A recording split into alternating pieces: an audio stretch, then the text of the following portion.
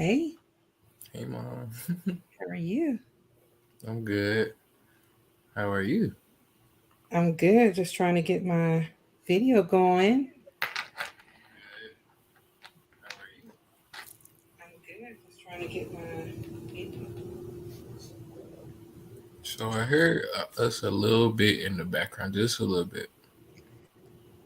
Okay, so I just you shouldn't hear it now. It's gone. All right. Yeah, I was trying to figure out how to look in the chat as well, but that's okay. It's all good. This is my first time, so we're just gonna wing it. And so I'm just gonna start talking. I don't know who's on here. I don't know who's not on here. I have absolutely no idea. So we're just gonna do this and see what happens, okay? All right. Well, hey everybody. Hey, okay, it's not your turn yet. Let me go and read my disclaimer. All right. All right. So during this podcast, we spend a lot of time. First, hey y'all. Hey, I'm so excited. It's my first podcast. I'm so excited. Okay, let me slow down. Okay. So I do have a little disclaimer that I want to read, and then I'm going to talk to you all a little bit about some things. Then I'm going to introduce our guests, and then we're going to go from there. So during this podcast, we spend a great deal of time discussing mental health and mental illness and the effects it can have on you and your loved ones. The conversations shared here are the opinions of myself and my guests only. I am not a licensed mental health professional, and I do not provide treatment or advice. My intent is not to cause harm or trauma to anyone. However, I am aware that some of the conversations may trigger some unwanted feelings. Therefore, resources for mental health services are provided to each guest at the conclusion of the show. So, today, let me set this over here. I got to get a little better organized, y'all, but it's going to come. It's going to come. It's going to come. So,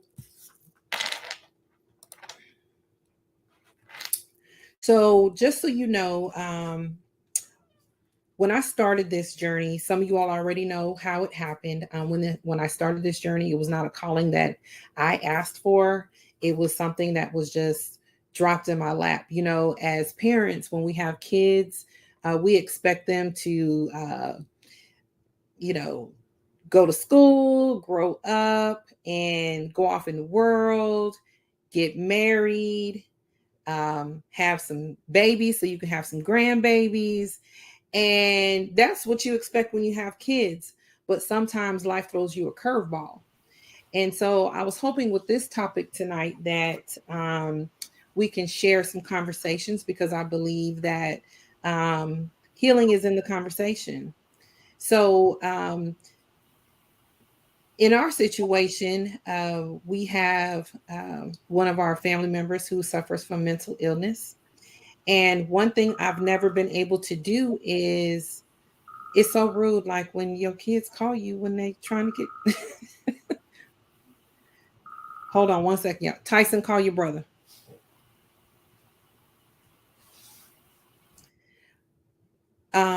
Also,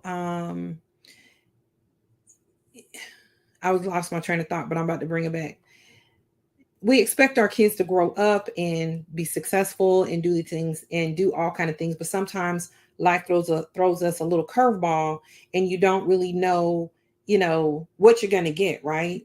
And so I have 5 kids, and one thing that I've noticed when I've been going through this journey with my daughter is that I never took into consideration other family members. So I was hoping with this podcast today, this conversation today, that we'll talk about how mental illness affects other family members. You know, I've been doing so much sleepless nights and pacing and crying and you know praying and all this energy I put into this one kid, but I actually have 4 more and a grandchild that I really hadn't put any time in with. And I was just curious to know, just so you all know, this is my first time asking them. I am allowing them to be transparent and to talk in the way that they want to talk and explain in the way that they want to explain. their experience with having a sibling with mental illness. So I'm hoping by the end of this conversation that some of you all are able to relate, get some good information, maybe notice some signs that, either they saw or didn't see, and maybe that can, help you and your family. Y'all know I'm in the real world, right? So I got a dog. She is not supposed to be in here. She is actually supposed to be with her sister. But anyway, so right now I have my kids. I have Tyson, who is on. And so I got a lot of questions for him. I think he is trying to help his brother get on. Is that correct? Is he able to do the link and get on there? He's downloading either Firefox or Chrome right now. They're using Safari, so I told him they got to use Chrome. Okay. Yeah. So he'll be here shortly. Okay. And then you got a sister running around here somewhere. I think I just heard her come through the door. But she's supposed to either log on or she's either going to come in here with me. Not sure which one she's going to do. So y'all, this is my son Tyson. He is number where do you fall in the line? You number, let's see, 1, 2. Well, you're number 3. He's number 3 in the stack. He's number 3 in the stack. So Tyson, I was hoping everybody would have followed instructions, but y'all have always been like this. This is not new. This is not new. So I have a few questions for you. I was trying to just drag it just a tad bit, y'all. If you can tell, I'm just trying to drag it a little bit, just a little bit, trying to get, okay. So here comes number 1. Number 1 is now on the scene, but he needs to unmute. He needs to unmute. You got to unmute, son. Me? No, the other son. Did you allow, Ortega, did you allow StreamYard to use your microphone and your camera? Because I cannot hear you. Oh, there you go. There you go. Can you hear me? We can hear you. So and stay still. You good? You good. Hey. All right. So this is number 1 in the stack, y'all. This is number 1. All right. And so if I can just get baby number 4, is that 4? Yeah. Baby number 4 to get on.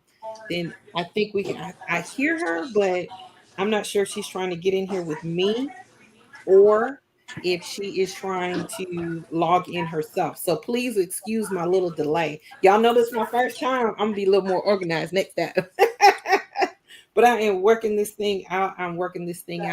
But I can look at the comments right quick. Hey, Weber, thank you so much for joining me.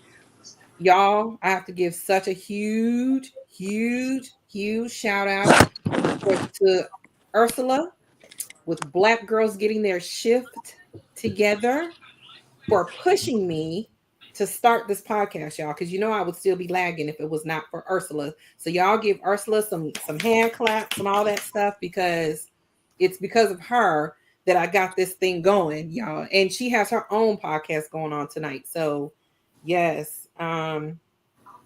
One more thing, Tyson, if you can send the link to Ms. Dewberry. Not the StreamYard link, but the YouTube link. Okay. Mm-hmm. Yeah. So folks, y'all, I can't text y'all right now. I can't do any of that right now. I'm trying to be professional. Yeah, I'm trying to be professional. All right. So baby number 4, I'm sure she will jump on shortly. But in the meantime, let me introduce y'all to baby number 1, which is Ortega, and baby number 3, which is Tyson. All right. So Ortega, since you are, so what I would do is I will ask you all questions and things like that. But I'm gonna go in oldest to youngest. You know what I'm saying? You earn a few props when you get to be the first one. So we're gonna go oldest to youngest. And so currently, what is your age, Ortega? How old are you? I am 32 years old. And I hear my baby in the background. Lord have mercy. Tell him be quiet. 32. Tyson? I'm 22. Good. And for the viewers, Ortega, what is your current profession, if you don't mind sharing? Well, right now, I work for a company called 50 Floor. What do you do? I work in the warehouse side of the building. Okay. And take Tyson. And y'all excuse me because I jumble their names up all the time. When you get 5 kids, that's the type of stuff you do. Tyson, what's your current profession? What we doing for the viewers? Your mama knows, but tell them what you doing. I'm in school at Fort Valley to be a veterinarian right now, and I play football on the side, and I cut hair. Okay.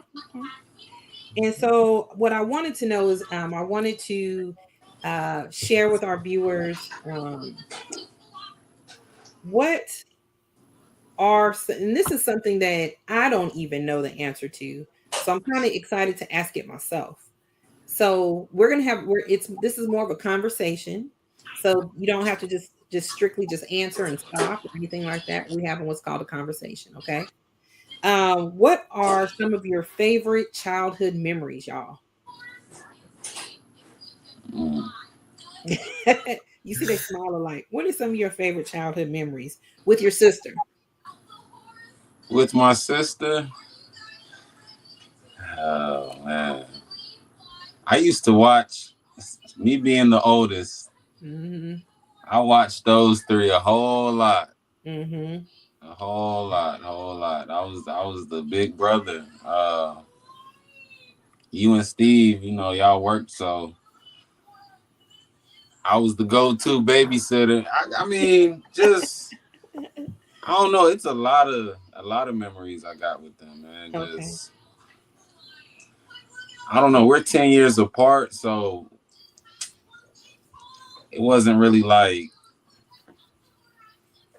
I don't know. Like I don't know. I was like, you want to get just on with the overseer to them.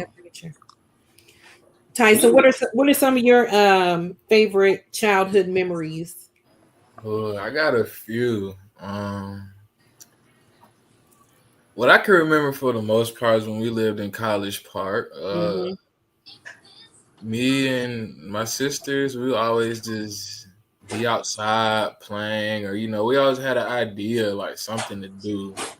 So we were never bored. And India was the mastermind behind everything. I have an idea. Let's do this. Let's do that. So I mean, it was always just fun, and just playing and being kids. So when you all were growing up, how would you describe India's behavior? Well, I'll go first. India, growing up, India was like to fast forward now and see back then, India was the smartest out of all of us. Like, she was always in those honors classes and elementary, middle school. She was real smart. India was very smart. I used to say that all the time. She was like the smartest out of everybody, but I never would say it out loud. Yeah, she was very smart, man. Like academically, just other things. India was just different. India is different. So, so for some of you, that might be some things that you may, notice with your loved one. Maybe they're extremely academic smart. That's not the first time that I've heard that about people, some people with mental health, that they are extremely smart, like, academically. India never struggled with school. She was the type of kid who could read something once. She never studied. Let's put it like that. She could read something one time and she got it. So this is baby number 4 right here. This is Tia. Everybody always says we look alike.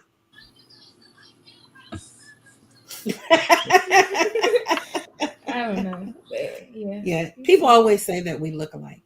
So Tia, now that I'm adding you into the conversation, just so you know, we're just having a little dialogue. This is just a conversation. So everyone knows everyone's name already. Knows that you're number 4 in the stack. And what is your current profession? I currently work at the ACC Tower at the airport.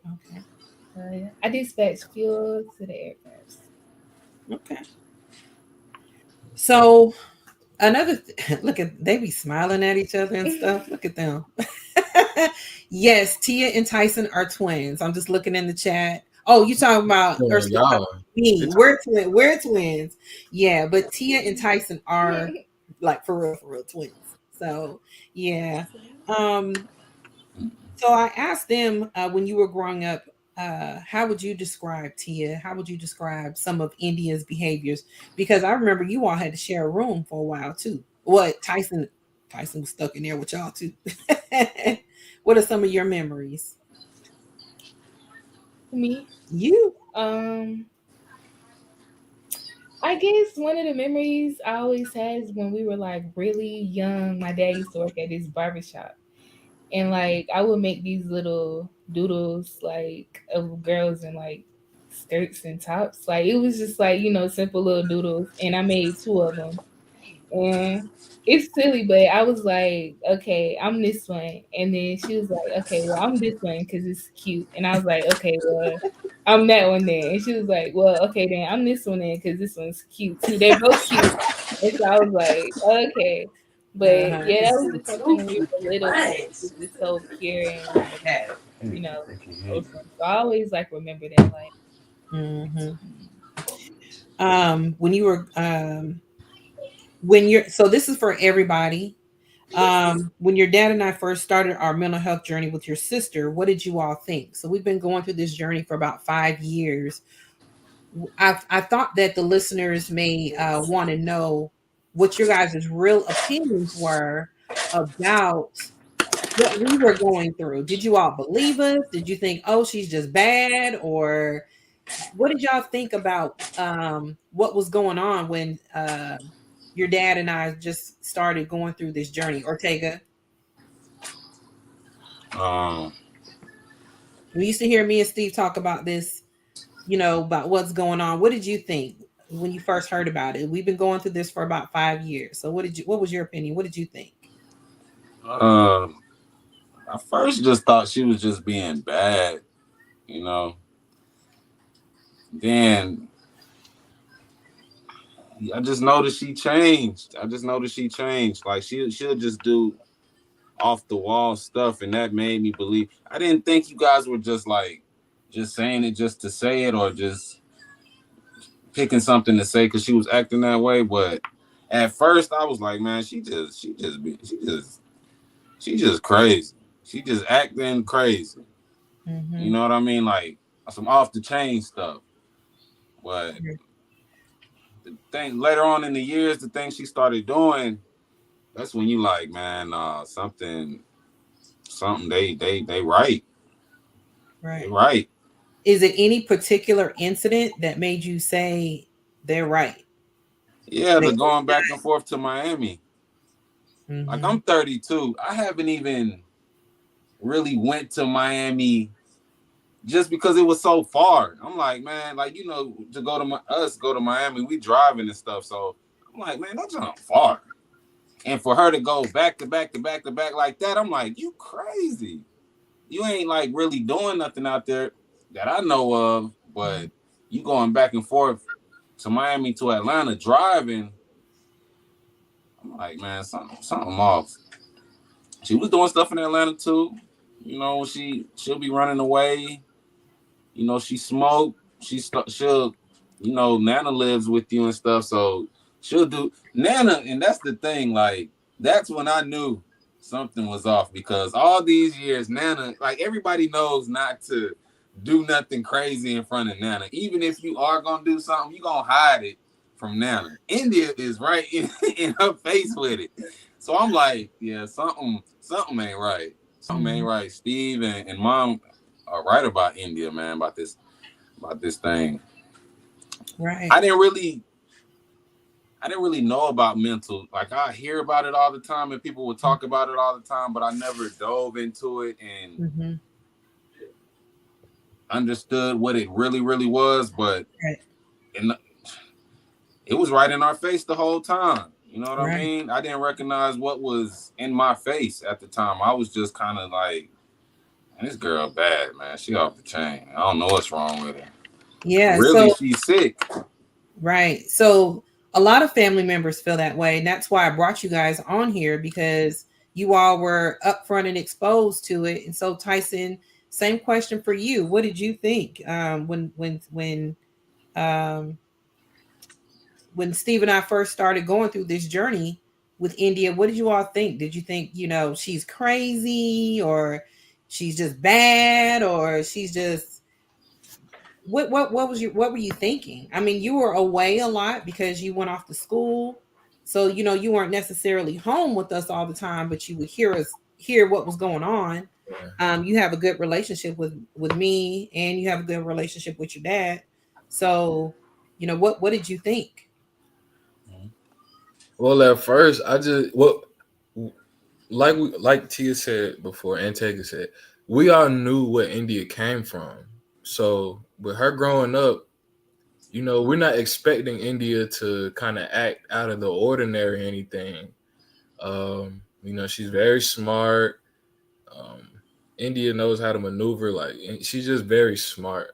So at first, I really wasn't too into it. I thought everyone was just talking, like India's just being India, India, she has her own life, and she's older and she wanted to, go out and explore and like see different parts of the world and all that.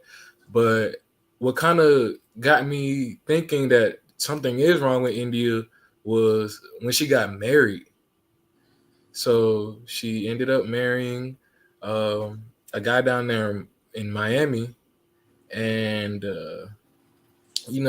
we didn't even know India had a relationship or anything going on. So it was just like, what? Well, okay, India, all right then. And after that, it was just, her coming.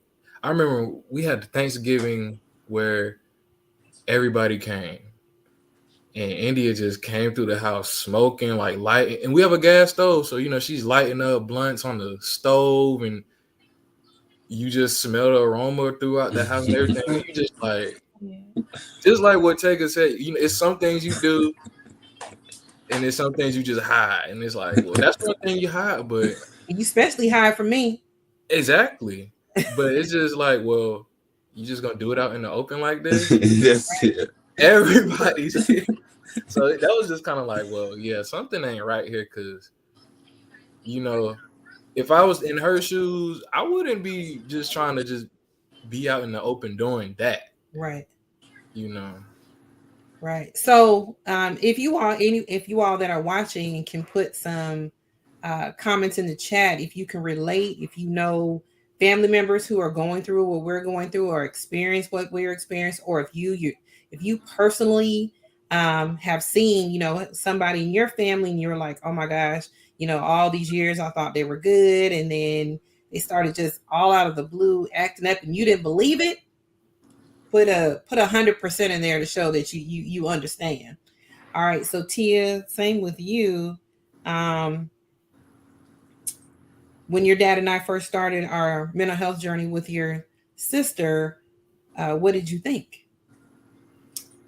Yeah, at first, I guess, like Tyson said, like, I couldn't believe it. Like, not I couldn't believe it, but I just was, like, I guess, in denial. Because, like, you just feel like, I mean, I don't know, she's always done things, like, sneak out the house. Like, okay, that's some typical high school junk. And then, as you get older, it's just like, I mean, okay, she kind of been doing that, but it wasn't as severe. But then it kept getting more severe, like signs like saying, my mom and my dad aren't our real parents. Like, and it really got to the point where me and Tyson, like I really was like questioning, like, but I'll be like, I mean, we have pictures like where she's like holding us when we baby. So it was just like, nah, like I'm not the one that's you all were tripping. believing that I wasn't her mom. I mean, well, like, I don't know. Well, Like, and then like she calls my parents like Steve and Jackie, like she's well, disconnected. So yeah, at that point I started feeling like, okay, yeah, maybe something really might not be right. And then yeah, like Tega said, going to Miami. And then like, but every time she went to Miami, when she'll come back, she'll be like in the hospital. So, you know, when it was like multiple times she was going to the hospital, like over like 10, like it was just getting like a cycle, like it was just really insane. And at that point, I was like, okay, no more being in denial. Like, it's probably, yeah, something wrong. But Remember a yeah, time you said she threw the Bible out the window? yeah, like, and that was like, I would say February or March sometime this year. So, yeah, like, yeah, it'll be hysterical crying stories we never heard of. Like, she lived like a whole nother life for real. So, yeah, at that point, I just felt like, yeah. So a lot of families do the same thing. Like they don't believe that their loved one has mental illness. They think that they're just bad or just acting out, and you know people call them crazy, and they're not crazy, they're sick. It's kind of like if you were diagnosed with if you had diabetes or something like that, and they said, hey, um, you need to take some insulin to stay alive, because as we like to call it, the sugar, you got the sugar. You have diabetes. And so if they said, hey, you need to take this insulin shot, lose some weight, and change diet, you can stay alive. And everybody can relate to that as something being sick. But mental illness is just a chemical imbalance in the brain, and the brain is sick. So a lot of people don't really understand or have a difficult time comparing the two as an illness. If the doctor says you got diabetes, you'll accept that all day long. You got cancer, you'll accept that all day long. But the moment they say, oh, you have bipolar disorder, they're like, bipolar disorder? Oh, no, I don't have that. No, I don't have that. And everyone around is like, they don't have bipolar disorder. Well, they would joke with it. Yeah, they bipolar, but not the clinical term of bipolar. They're using the bipolar term as they crazy and then they not. So that, a lot of people can relate to that. If y'all can relate to some of that, let me know, y'all. Holla at me in the chat so we can communicate.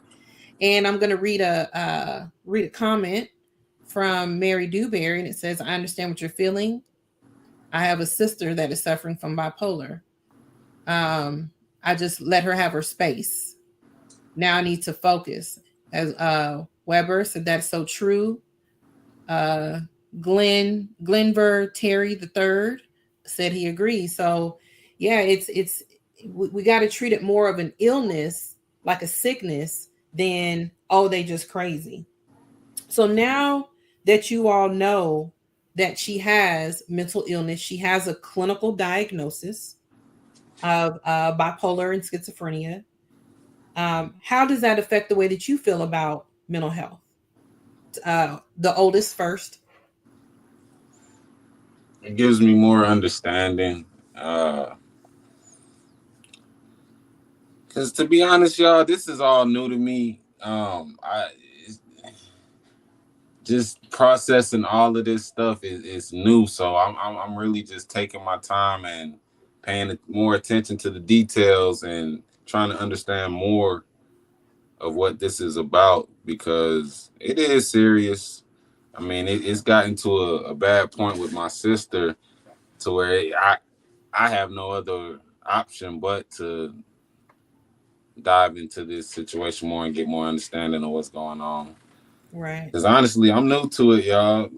This is new to me. Right.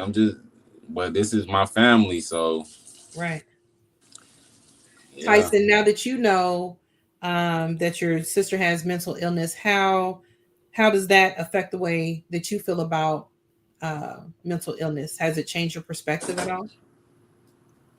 Well, being down here at Fort Valley, you kind of you kind of learn a lot about mental illness and your mental health period because there's just so many people around here going through different things and I cut a lot of hair here on campus, so a lot of guys are very comfortable with sharing things that are going on in their life and some of those experiences. So I'm not new to it, but the thing that kind of made my motor go a little bit more is that it could happen to anyone close to you. Like it hit my sister, and it just kind of makes you want to address mental health more and just check up on people around you because it can happen right under your nose and you could see the signs in your face and you wouldn't even know until it's too late. Right. So you will want to address it, try to stop the train before it gets started. Right. And in the beginning, you all said that India was the smartest out of all five of you, right? So you do see that it can come to in anyone's family. You said that how she was raised, so that she was raised pretty decent. You all were able to, as I say, keep up with the Joneses, for to have a mom that worked so much and things like that. You all were able to keep up with things. So it can. You're right. It can come. It can strike anybody's family at any time. Tia, what do you think? Now that you know that mental illness, now that you know that your sister has mental illness, how does that affect the way that you feel about mental illness? At first, you thought she was crazy, right? You thought it was, oh, she's just crazy. Then she started doing all these different things to give you signs like something's not right. You said that you know she's always in the hospital every time she comes back. So how does that make you feel about mental health? I feel like, I guess like people who choose to hospitalize those people to help stabilize them, as they say, should kind of take it more seriously, make it longer to make sure that they're stabilized before they go back into society because she was like hospitalized over 20 times and that was just from 2021. This been going on for a while. So yeah, I just feel like people should be more aware. What absolutely, I agree with that too. Yes, I did a Facebook live video that y'all probably did not see because I know you guys say Facebook is for old people. So I did this Facebook live video and I did talk about the number of hospitalizations that she had. And you're right, there needs to be more care for people before they are released from the hospital because sometimes they're just not stable and they get sent back out to family members, or if family members are burned out, they get sent back out into the street. Have you all, those of you that are watching, have you ever driven around and just seen people who are displaying mental illness walking up and down the street? Let me know in the chat if you've seen it. And I'm sure some of those people have had family members in the past that were helping them, but got exhausted.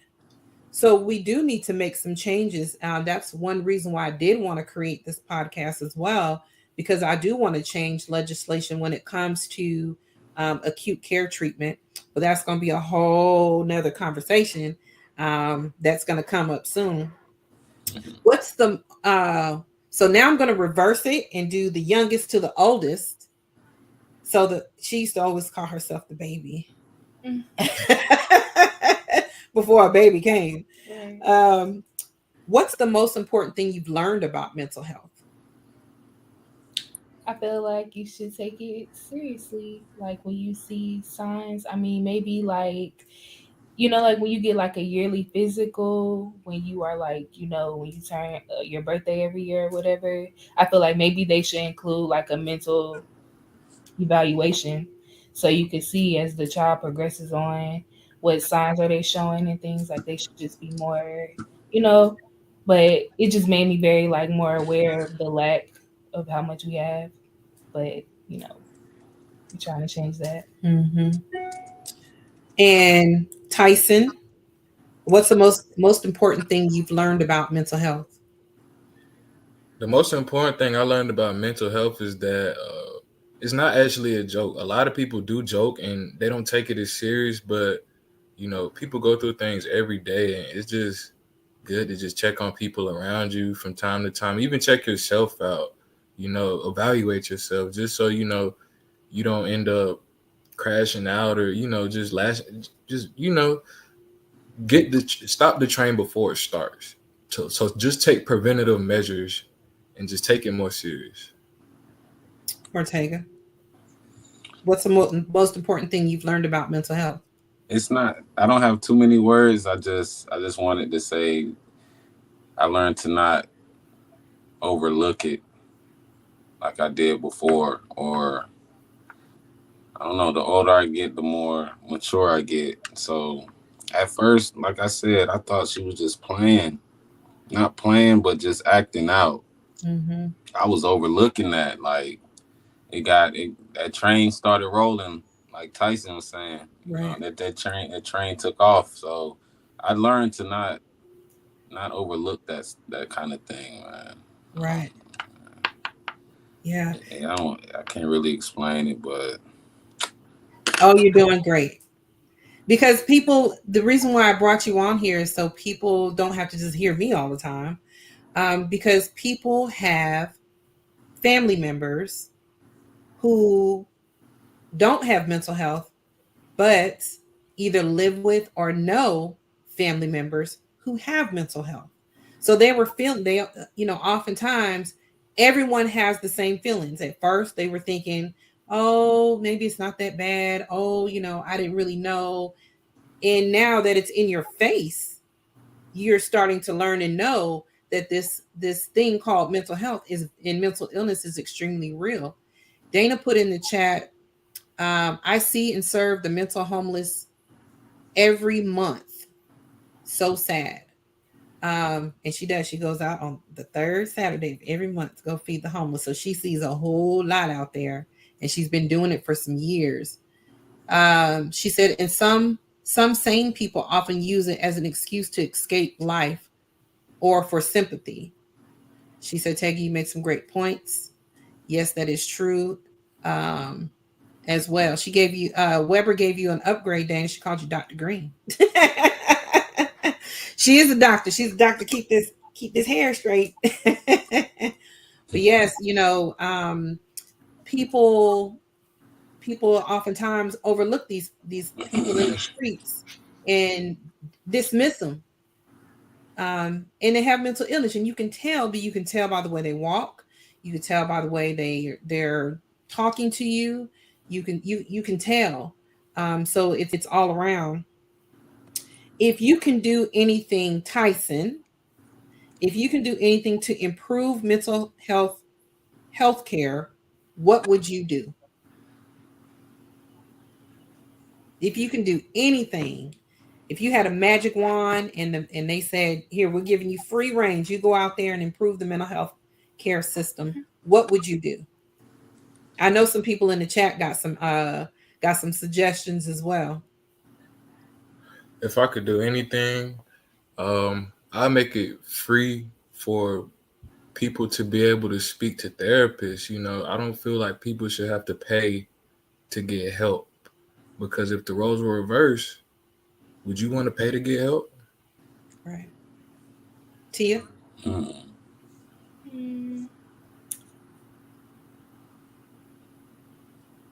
I feel like they should make it, like you said, Tyson, like longer and also more affordable or free, like, because to get the good help and quality help that you would want your family members to have, it shouldn't cost like a fortune, or it should be affordable so everyone can have the options with it. Absolutely. I agree with that too. Ortega? It takes special people to take care of those type of people.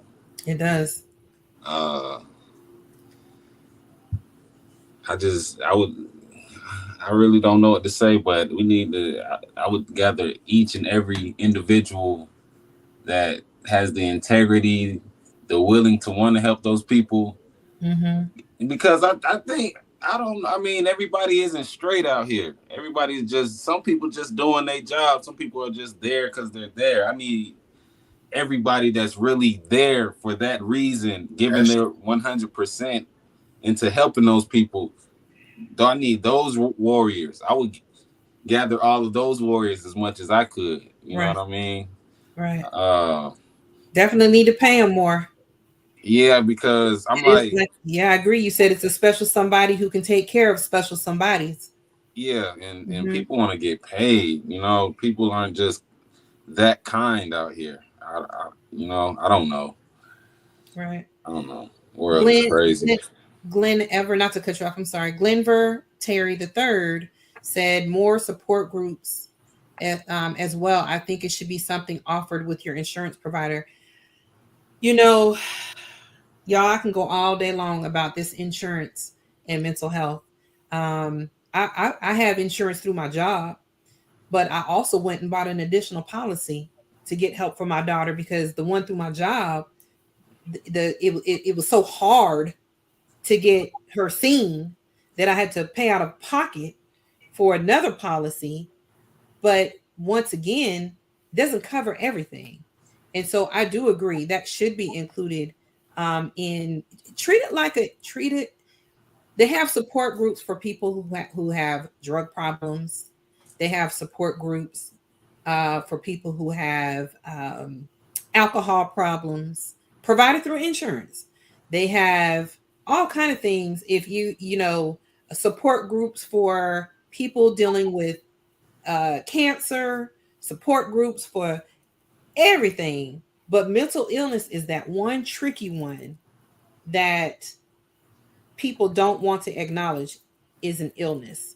Let's see, what did Sharon Dudley said? Be more grants for everyone concerning mental health. No one turned down. I absolutely agree. Years ago, when I moved here in 96, there were state-funded mental health facilities everywhere. This state is, I want to say, 49th in the country when it comes to dealing with mental health. The state stopped paying for all of those places and closed them down. Now, people's mental health didn't improve or go away just because they closed the places down. It's still there. They just took those people and threw them out in the streets. They threw them out with their families and they threw them out in the streets. And what ended up happening is now you have who dealing with mental health? The police. It's not the police's job. The police are there to enforce law. It's not a crime to be sick. But there's no people with mental illness except for the police. So you are absolutely correct that we need more funding to get these facilities back open again. Dana Green said, I would build centers for long-term care and their families will receive housing for their loved ones. I will also make the laws more accessible for their families to gain control of their loved ones. Absolutely. Absolutely. I would love to have you on the show too, Mrs. Green, because you have a phenomenal story to tell. I would love to have you here as well. They do these. It is difficult for the family to deal with mental health already, but then you have laws in place that make it even harder for us. So like I did tell you all once in the past on the Facebook Live, if you want to go back and watch it, India's dad and I have guardianship of her. And it's hard to get, think of the Britney Spears thing, you know, the conservative and the guardianship that her parents had over her. That's what we have over India. And it is not easy to get that. It's very difficult. Everyone cannot get it. So laws are created. It makes it more challenging for us to even help our loved ones, especially the ones that are that don't believe that they have a mental health problem. What's one piece of advice? I'm going to go back to the oldest and move down to the youngest. What's one piece of advice you can share with our listeners today about mental health? What's one piece of advice? If somebody could have told you this piece of advice, what would you want them to have said to you when it comes to mental health, Ortega? Like I said before, mental health is very important. Try not to overlook the small details that are being shown to you, because there are things being shown. It's up to you to dive into detail and see what's really going on, or just say, "Oh, they just acting out." You know what I mean? I don't know. Some people just act out, but some people are really sick. So I would say try not to overlook that type of stuff. Tyson, what's one piece of advice that you wish someone could have given you about mental health that you can now share with our listeners? Don't be afraid to be transparent and just let your guard down, and try to understand the person you're talking to, because at the end of the day, everyone wants to be understood. And I mean, I'm all about preventative measures, so anything to get that train stopped before it gets going, I'm here for it. A Tia? simple conversation could take you a Yeah, long way. absolutely. Mhm. Um, I feel like also what Tyson and Taylor said, and you also shouldn't be like in denial. Don't be in denial. Accept it so you can start working towards, progressive action to get things under control. Yeah. Sharon Dudley said, pay more attention to people around you and don't neglect the fact that mental health is real. Um, Mhm. you know, to Tia's point, sometimes it's difficult when you have someone who does not believe that they have uh, any type of mental health issue. There's a stigma behind mental health that they feel like we were all saying before. We were, I think, even Ms. Dewberry had mentioned in her comments. Yeah, we just call them crazy. But who in the world wants to be labeled as crazy? I mean, I don't want to be labeled as crazy. I don't know anyone who wants to be labeled as crazy, right? So when you're dealing with mental health, people with mental illness and mental health, they sometimes they're in denial and don't want to believe it.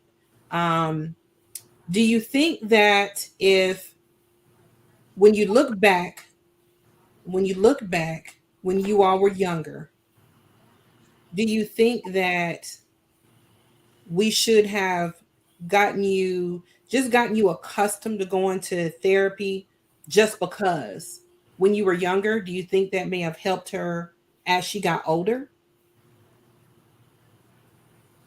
Any of you can answer that.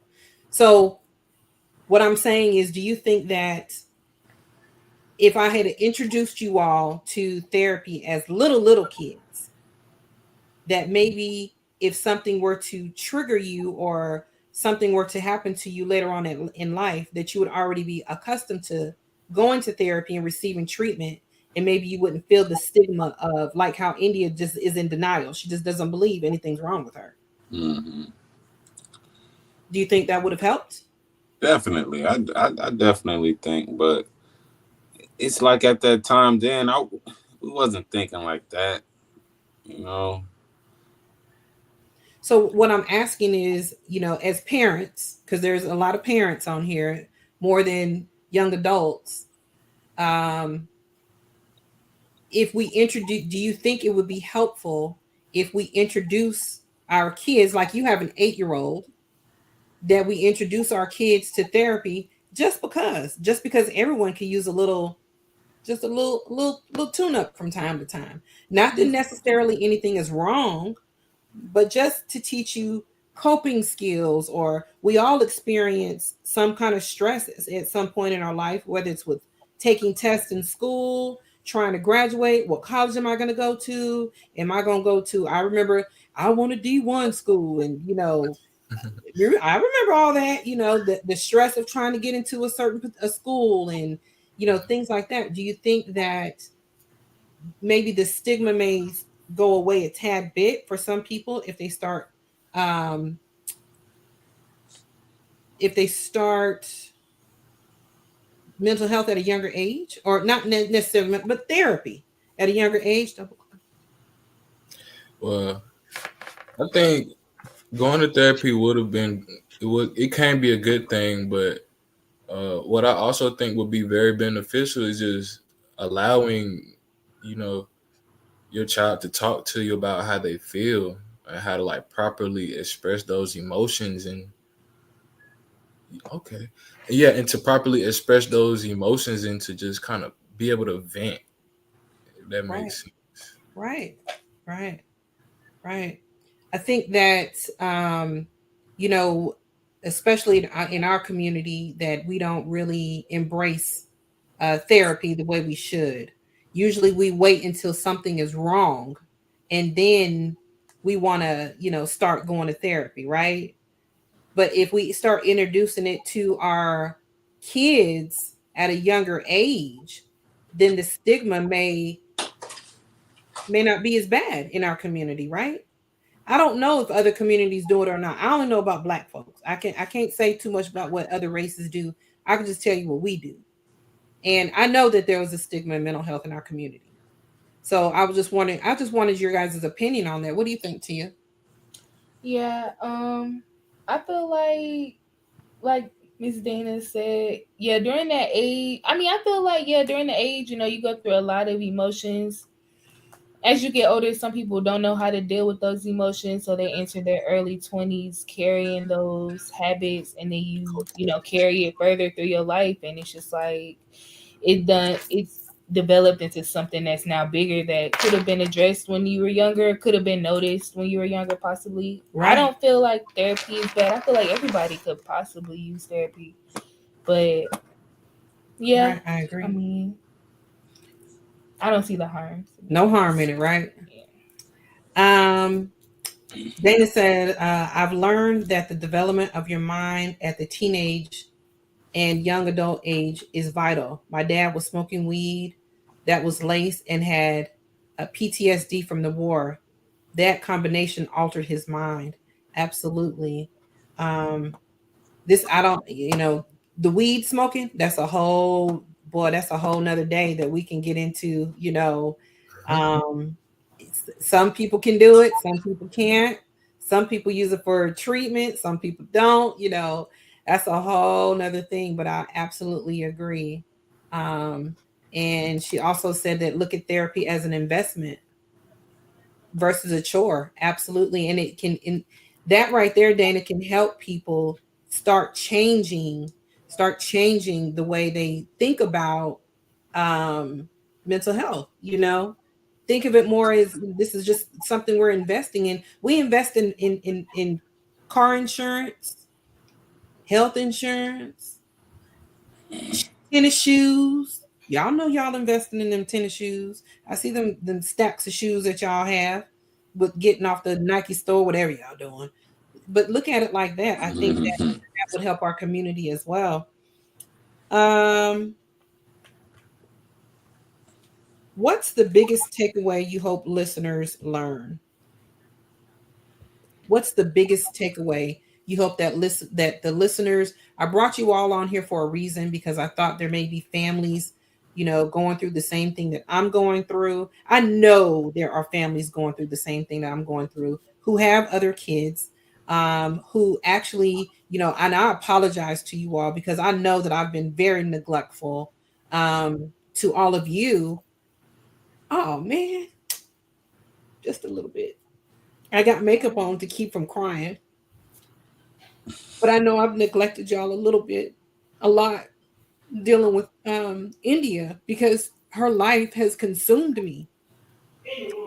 And so I feel bad because I neglected all of you. So what is a takeaway? What is the biggest takeaway you hope our listeners learn from you all being on this show today? Well, people dealing with this illness need that love. Don't Absolutely. shut them out. Don't call them crazy. They're not crazy. They just need help and your love. Right. You know? For real. Y'all, I got my kids laugh all the time, y'all. Y'all see I got tears and everything, and them jokers will smile. What we supposed to do? I bust out with some tears. They laugh at everything, y'all. Just imagine when they were little. I used to be so mad because they'd be in trouble and laughing. Tyson, same question for you. What is the biggest takeaway you hope listeners learn from hearing your guys' story and your experience with growing up with your sister and now, how she is now and things like that? Well, first off, I love you and I don't feel neglected. I understand what's going on. And I mean, you got to do what you got to do. I mean, all of us, we straight. You got to focus your attention on that one. You got to do what you got to do. We all know. So wipe your tears. The biggest thing I hope everyone took away was that, sometimes you just got to be that person to just step up and be able to, be that ear for someone, to be that shoulder to lean on. It's a cool thing to do, and sometimes, God's just going to touch your shoulder and use you as that vessel sometimes. Just let him operate through you. It's not going to do anything bad to you. It's going to benefit you more so than you think about it. Because sometimes certain situations shows you what's really in you. So, just be that person to help someone up when they're down rather than belittle them and just keep them down. We got to make a change. So just try to make the change every chance you get. It's the little things that contribute to the big picture. So absolutely. Tia? Yeah, I feel like, bad. Things take a turn for things you don't expect. And like Tyson said, I don't feel neglected. I just feel like, like we just, attention has to be focused where it's needed. And I feel like we could just take away that things can be turned into a positive outlook. I mean, the attention that is being brought from this, it just can have a big impact. So yeah, I feel like things contribute. Like Tyson said, you never know where life takes you, but I do feel like it's all for a reason. And yeah, you just have to keep positive head and be optimistic. Just hope for the best. Good. Y'all are good. Is there any question you wish I would have asked you this evening? I think you asked some questions tonight. Okay. Well, I have a question. We have a few minutes left, and I never asked you all this, and so I want y'all to be as honest as you can. All right, be as honest as you can, and I'm curious to know, what is something about you, Ortega, that I don't know? Something about me that you don't know. Yep. You know everything. She No, knows I don't. everything. No, I don't. No, I don't. What is something about you? And Tia and Tyson, you might want to start thinking as well. I'm one of those people. I'm not sure if you know this or not, but just living life, working, and just living life. I found out that I'm one of those people that people come to and just pour out all their emotions to me like a sponge. Like it's like natural. I don't know if you know that, but I don't know. I heal people. I don't know how I do it. I don't know how I do it. But people have told me time and time, like, Ortega, you're like a sponge, man. You don't even know it. You're so gravitating. You're so blah blah blah blah.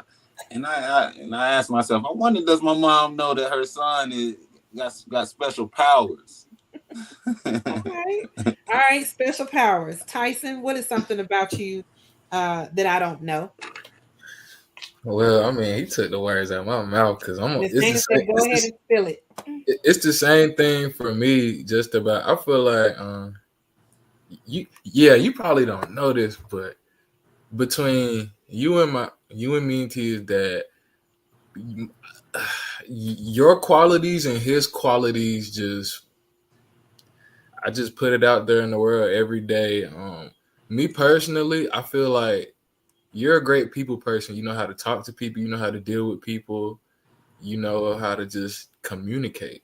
With my dad, he's just so wise. Like, he knows how to maneuver. Like, he gives great advice. I mean, everything he says is just to put you in a better position. You know, take a step forward, never a step back. So when I come across people, I talk to people, like, they just talk and just tell me all their business and everything, and I just give them great advice, and we just have people get their hair cut by me for just the conversation sometimes. And I live for like helping people out. Like, doing that, I really enjoy just talking to people about their problems and just putting mine aside just to hear theirs and help them fix theirs. I love doing that. I'm pretty sure, you may or may not know that, but yeah. Tia? I would say I work very well under pressure and in high stress environments. I don't know. I really can't sit still either. I have to move around a lot. Like, yeah, sitting still is just so weird. And then if I am sitting still, I have to clean up or something. It's just like, yeah. ADD. Will you do that at work? Yeah. Yeah, not really. Yeah. So, I just wanted to thank you guys for coming on the show today. I'm hoping that people were able to be receptive to what you all had to say. We all, or we know, we either have or we know people that have mental illness in their family. It might be a direct family member, it might be a sibling, it might be a parent, it might be a whatever. But we all are familiar with those. And so I just wanted to bring the kids on. Y'all know they're grown, but I just wanted to bring them on to share their experiences and the things that they saw growing up with their sister, and how that affected them, how it affected the family, what they learned from it. Now that they have a new perspective, as you can see, they have a new perspective now about mental health. They weren't aware of it before, but now they have a new total perspective on mental health. So I just wanted to bring my kids on for my very first episode, because that was important to me, because I wanted them to share their own experiences in their own words with dealing with mental health. So I want to thank all of you all for coming. For like y'all at the house. I wanted to thank all of y'all for logging on. We will go live every Wednesday at 8 p.m. We will have a different guest every week. The goal of the show is to bring awareness to mental health and mental illness, how it comes in different ways, how it comes in different forms, how it can affect anybody. You don't have to be rich, poor, black, white. We all can relate to this topic. So we will have different guests on every Wednesday. I do believe, and I got this quote from Ursula. You guys have to check her out. Black Girls Getting Their Shift Together. It's an amazing podcast. Healing is in the conversations. So that is my goal. My goal is to help you all heal and help you all maneuver through this journey the best way that you can. Please subscribe to my channel, like and share it with your friends. Please sign the petition. It's located in the description box. Sign the petition. We are trying to change laws. We're calling it India's Law. We are trying to change laws and get longer term care for mental health and mental illness patients in acute care facilities. Also use the hashtag Mission for Mental Health. Use the hashtag India's Law. I appreciate y'all. I love you all. And I will see you all next Wednesday. Woo woo! Yeah, I got my first one in, y'all. Okay, I know that I wasn't supposed to do that part, but I couldn't help it. But anyway, bye, y'all. Good night. Have a good week and be safe. Peace.